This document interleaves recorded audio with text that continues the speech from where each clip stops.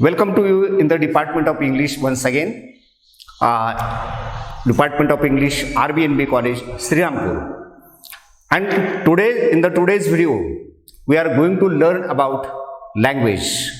At the last videos, we have studied prose and poetry, and now we are going towards the topic language.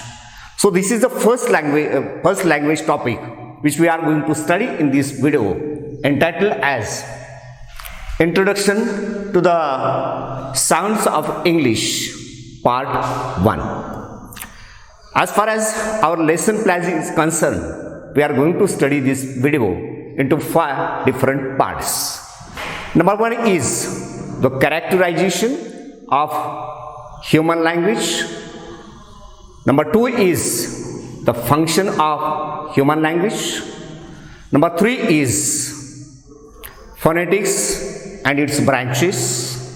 Number 4 is phonology and its branches. And number 5 is the difference between phonetics and phonology. So now let's have to study it one by one. So the first is, that is, what are the characteristics of human language? So language is a very effective and powerful tool of communication. So all of the languages in the world have same or common characteristics, which we are going to study them one by one. The first one is, that is the species specific and species uniform. So what is this species specific and species uniform means? It means that all human beings only are using language, and only human being is using language. No doubt, animals are also communicate, but they never use language. They have certain limitations of expressing themselves. Okay, so only the human being is using a language, and all over the world, or all human beings are using language. It is known as language specific and language uniform. The second one is, the second characteristics of human language is, that is the cultural transmission. So this is also one of the important characteristics of human language. What is this cultural transmission? That cultural transmission means, suppose animals learn the sounds, or we can say they learn the sounds inherently. But for the human being, we have to adopt the language. We have to learn the language. So it's not possible that it is not inherited. Okay, just like the other animals you see.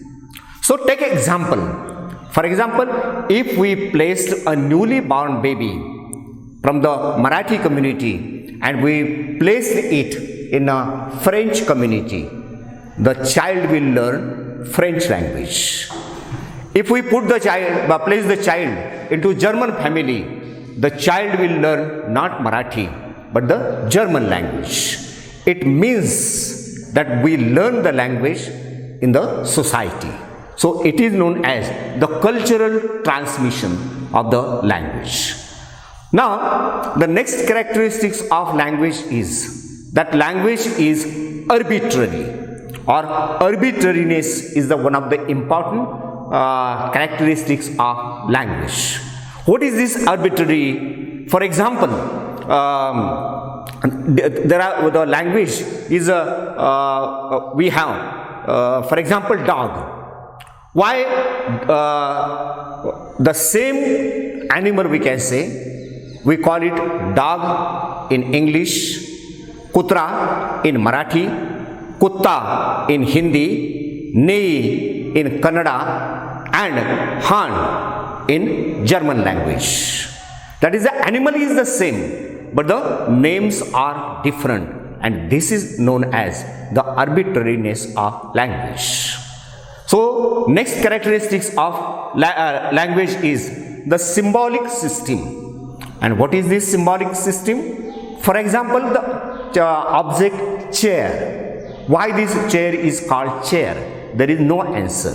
We learn it sometime through the symbols. Perhaps you might have seen, for example, the cross. What the cross stands? Cross stands for Christianity. Or suppose there is a skull and crossed bones. It indicates that it is danger. Okay. So this is the symbol of. In the same way, we learn the language through these symbols, and so the characteristics of human language is it is based on the symbolic system. The next characteristics of human language is that language, spoken form of language or speech is primary. What is this speech is primary? That language is made, we can say, with the help of the vocal sounds. There are a number of languages in the world which has spoken form and no written form. Even the human child learn to speak first and then he learn to write later on. So we can say speech is primary is one of the characteristics of human language. That the next characteristics of language is creativity and productivity. What is this creativity and productivity? So days after days passing, okay, the language spoken in the 16th century, 15th century, 14th century and language spoken in the 20th century or 21st century, we have change in the same language, and this is known as the creativity and productivity. Some new words are added into language. Take the example of Marathi language. The Marathi speaker nowadays using the words like quarantine. How the word comes. So there is a history related to the corona pandemic situation. So due to we are using the word sanitizer or mask. These words are very popular in Marathi language even also. So sometimes the words are borrowed from the other languages, sometimes they are produced, sometimes the words are created. So this process is continuous. And so these are the main characteristics of language. And here the first part of our video ends. Now the second part starts with the functions of language. That what is the use of language? What is the function of language? As you are familiar with this term, only I say the titles are not new for you. You are using it. The first is informative function. What is this informative function? That in language we make sentences or statements, we argue some statements or we deny some statements. So it is known as making a statement or denying a statement, or in the argument we use or the language fulfills the role of informative function. How it is? For example, if I say Pravara is longest river in the world, this is not a true sentence, but I used it. Somebody said, no, Pravara is not the longest. So I used, or if I say tomorrow we have holiday. So what is the purpose of this message? To inform the students. At the time of enrollment or at the time of admission, you read different notices on the notice board or on college website. So what is the purpose of language here? To inform you that this is the last date of admission, this is the timetable of or the expected dates of examination. So the main purpose of language is to inform the others. And here the language plays the role of information. Sometimes language is used to or play the expressive function. What is expressive function? That means sometimes we never use language to inform the others. We want to express ourselves. We want to express our emotions, feelings, etc. And here the language plays the expressive function. When you read Shelley's poem, Ode to West Wind, and he says, "Oh, lift me as a leaf, a cloud, and I fall upon the thorns of life." Here, the poet doesn't want to give you certain information. He wants to communicate with you, and which plays the expressive function. The poet would like to express himself or herself, we can say. So this is also one of the important function of language. The next function of language is the directive function. What is the directive of function? Suppose if your mother says, wash your hands with sanitizers, it means she give you certain direction. She never inform you. She never express her feelings. Only what you have to do, the direction is given. When mother says, wash your hands with sanitizer before taking a meal. Here, the language plays the role of, we can say, directive function. Sometimes the language plays the function of language is used for pathetic functions. And what it is, that is sometime when we speak with the others, we want to check whether the channel is working it properly or not. So we want to take a feedback of it, and we say tuck tuck tuck tuck, or hello hello, mic testing, hello hello. Why we say like this? Because we want to check whether the mic is working or not. And this is known as the pathetic function of language. The next function of language is the poetic function, or it is also known as the aesthetic function. What is this aesthetic function? That it the poet would like to create the picture in front of you, or the speaker would like to create the picture of you with the we can say rhythmatic language. When we read William Blake's poem, "Tiger, tiger, burning bright in the forest of the night," that means the poet would not like to communicate with you or would not like to give you certain information, or we can say direction, etc. Here it plays the role of poetic function. Or when we read a poem, just like "Woods are lovely, dark and deep, but miles to go before I sleep, miles to go before I sleep." So here the language has rhythm. So it is known as the poetic function of language. And here the second part of our video ends. Now the third one is, that is phonetics and its branches. Now you already noticed these things, that speech is very complex human phenomena. What is this complex human phenomena?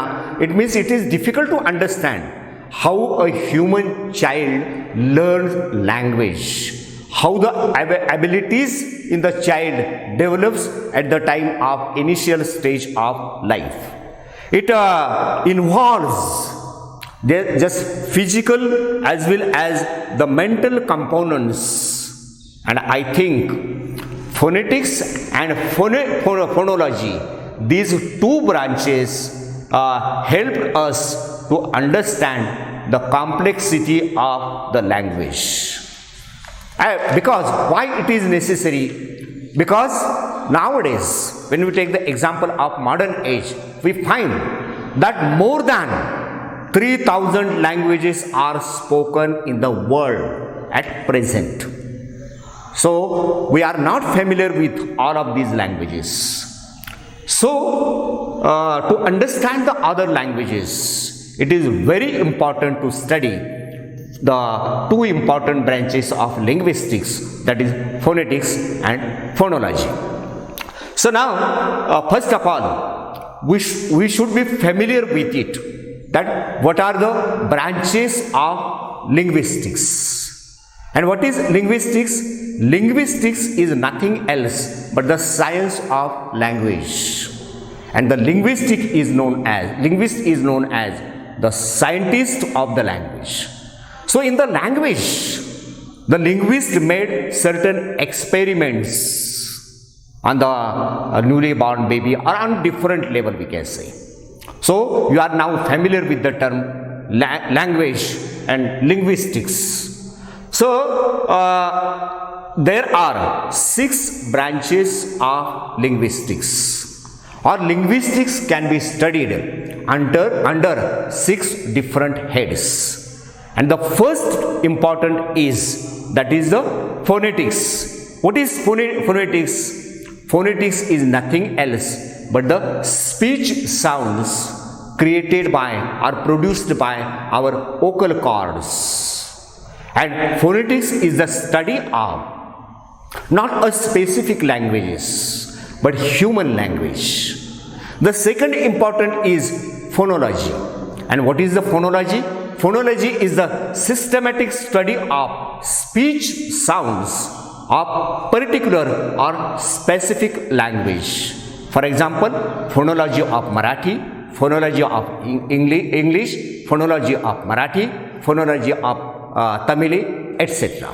So, in short, we can say phonetics is a wide term and phonology is a small term.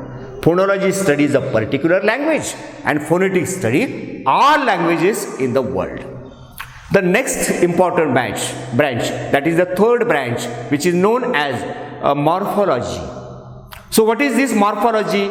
This is the investigation, analysis and description of words. For example, creating word, producing new words.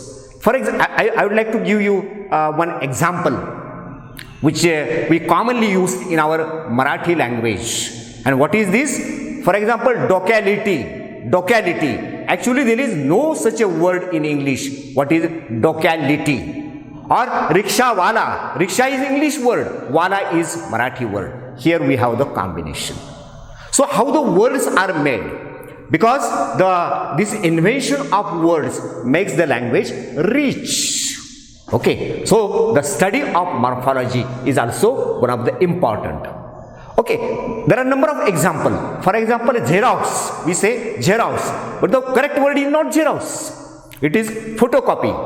And it is a name of man who invented that machine, that is Xerox. And we called it, I want Xerox, instead of saying photocopy. Or for example, motel, M-O-T-E-L. Motel is a combination of hotel and restaurant. Okay, so how the words are created? By adding suffixes and prefixes and infixes. The study comes in morphology. The next important branch of language is the syntax. And what is this syntax? Syntax means nothing else but the grammar of language. For example, if I say the dog chased the cat, the dog chased the cat, means I put where I have to put the subject, verb, object, etc. It is fixed. And this study comes under or what is the role of pronoun, what is the role of verb and adverb, etc. It study under this important, we can say, branch of language known as syntax. The fifth important branch of linguistics is known as semantics. And what is this semantics? Semantics is nothing else but the literal meaning of sentence or phrases. What is this literal meaning?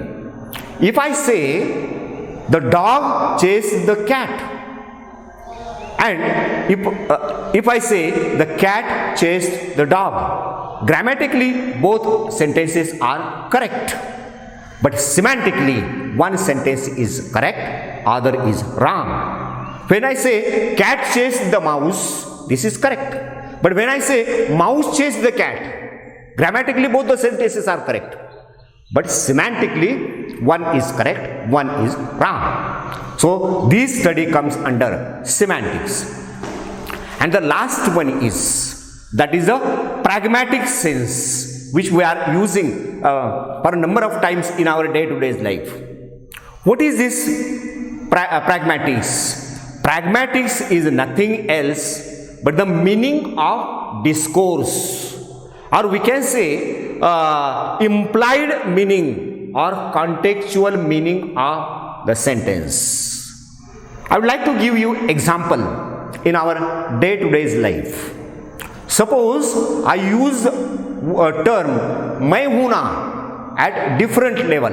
Suppose when the sixth batsman or seventh batsman says to his captain "मैं हूँ ना," the meaning is different. When you are beaten by somebody and your boss says "मैं हूँ ना," the meaning is different. Suppose you are poor in study and your teacher says "मैं हूँ ना," the meaning is different. So how the context is important. The meaning of word here not important. This is known as the pragmatic sense of meaning, which is the important branch of, we can say, linguistics. And here we can say we start the point, that is the phonetics. Now let us have to study the first important branch of linguistics. It is known as phonetics. And what are its branches? Now word phonetics is derived from Greek language, or we can say it has Greek root.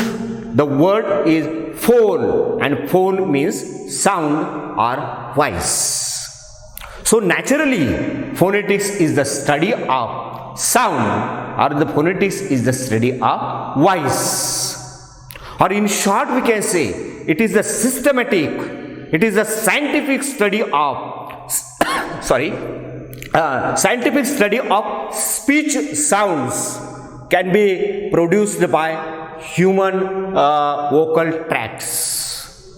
What is human vocal tracts? That means we have vocal tracts, we have lungs and windpipe and teeth and mouth and tongue. These are, we can say, important part, plays important role to create sound. Again I say that phonetics is not related to any specific language. All over world, as earlier I said, that more than 3,000 languages are spoken in the world in the present time. So phonetics study all the languages and make common rule for it. How, for example, p sound is created, b sound is created, t sound is created, g sound is created. It study under this branch. So I says how the sounds are produced by the human vocal tracts of any language, not specific language.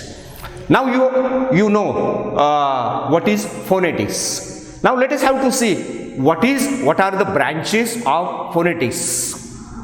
So the next part of this point is branches of phonetics, and there are 3 branches of phonetics. The first one is articulatory phonetics. And what is this articulatory phonetics? It studies how the speech sounds are made or articulated by speech organs. What are these speech organs? As earlier I said, lungs, windpipe, trachea, vocal cords, tongue, nose, lips, teeth. These are known as speech organs. So in this branch, in the articulatory phonetics, it studies how the sounds are made, how the sounds are articulated, and it includes, in short we can say, this branch includes how the sounds are produced, the description of the sounds, and the classification of sounds. What is this classification? That is whether the sound is vowel or consonant, or diphthongs or vowel glide, voiced or voiceless sounds. We are going to study them later on. So don't bother about these new words. You will be familiar with those words in very soon. So don't bother about now. Now this is the second branch of phonetics, is known as acoustic phonetics. And what is this acoustic phonetics? That is the study of physical properties of the sounds, or we can say transmission of the sounds from speaker to the listener. Suppose I am talking with you. First I create a sound, for example chalk. I pronounce this word, I made this word, I articulated this word chalk. But when I pronounce that word, the word travels to your ears, and this is the, we can say, suppose you are 100 feet away from you, the waves in the air, due to these waves in the air, the sound reaches at your ear. So this is the, we can say, travel of sound. It is known as acoustic phonetics. So acoustic phonetics is nothing else but the sound waves. And the third important branch of phonetics is the auditory phonetics. And auditory phonetics is related to the speaker. Now you get the word, suppose I say pen. I articulated word, so it is articulated branch. When the sound travels at you, it is known as the acoustic phonetics. Then you are with the help of your ears, you understand that word, you listen that word first, your brain analyze the meaning of it and made the picture in your mind. So this is known as the auditory phonetics. In short, we can say articulatory phonetics is related to the speaker, while auditory phonetics is related to the listener, and while acoustic phonetics is related with the journey of the sound from the speaker to the listener. Now here the third part is covered, that is phonetics and its branches. Now let's have to study the fourth branch, that is phonology and its branches. As earlier I said, phonology is nothing else but the study of speech sound of a particular language, just like phonology of Marathi, phonology of German, phonology of French, phonology of Hindi, phonology of Marathi or Gujarati, any language you say. It is the sound system analysis and classification of different, we can say, phonemes. Now again, the word phoneme is new for you. Because what is phoneme? I would like to give you an example here. For example,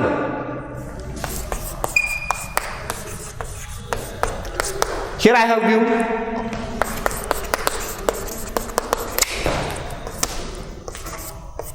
So this is pin, bin, put, but. Means UT, here UT is common, here UT spelling is common, here IN is common, IN is common. Means, can you notice this? Only P is changed and the place is taken by B sound, P, B, but the meaning is changed. Put is different and but is different, or pin is different and bin is different. The meaning is changed. If we change, we can say, if we change phoneme of the word, the meaning become changed. And they are known as the minimal pairs in language, which you are going to study it later on. So don't bother about it. Now this phonology, there are again the 4 branches. The phonetics has 3 branches, while phonology has 4 branches. Which are they? So this topic we are studying. The first one is segmental phonology. So what is this segmental phonology? It studies the distinct sounds or phonemes of the language, just like p, b, t, d, k, g, m, l, r, etc. So this study comes under the segmental phonology. How, if we replace the phoneme, how the meaning is changed. The next branch is super segmental phonology. What is this super segmental phonology? It study the, we can say, important aspects of language, and that is stress, intonation or juncture. I would like to define it. Suppose I can use the word thank you in a different way. For example, thank you, thank you, thank you. The word has, we can say, different meanings. When a student says to me, may I come in, sir? If I say, come on, the meaning is changed. What is how I give the, we can say, intonation pattern, the meaning becomes changed. Okay, so we are going to study stress and intonation in another topic, in details, we can say. Or if I say, you have to remember present for the class. When I give stress on word you have to pay it. Okay, means I give the stress on, force on the word you, and it indicates. And when I say you have to pay it, you have to pay for it. You have to pay for it. Gopal goes to Mumbai. Gopal goes to Mumbai. The meaning becomes changed. The intention of the speaker is different. It comes in the super segmental phonology. The next important is, that is the diachronic phonology. And what is diachronic phonology? It studies the patterns of sound system through the history of the language. And the last branch is the synchronic, which study the pattern of sounds, we can say, regardless process of the history of the language. So this is only introduction, because the title of our video is the introduction, so that you should be familiar with this term. And here the 4th part ends. Now I come to the last part of our video, that is, what is the difference between phonetics and phonology. You are already familiar with it. Now it is just a conclusion, we can say. So far as the phonetics is concerned, phonetics study of speech sound produced by human vocal tracts. It means it studies no specific language. While in phonology studies the speech sounds produced by human vocal tracts of a particular or special or specific language. So we can say phonology of Hindi or phonology of Marathi. The second difference is the phonetics is a study of actual realization of speech sounds, while phonology is related to the study of abstract side of the speech sounds. The third difference is that in phonetics, there is a systematic study of articulatory, acoustic and auditory system of speech sound, while in phonology we have segmental, suprasegmental, diachronic and synchronic of the specific language, the use of specific language or the pattern and system of that particular language. And the last difference between the phonetics and phonology is that phonetics is the study of sound variation in languages. For example, whether the sound is voiced or voiceless. What is voiced or voiceless? That means when we utter the word, here we have the vocal cords.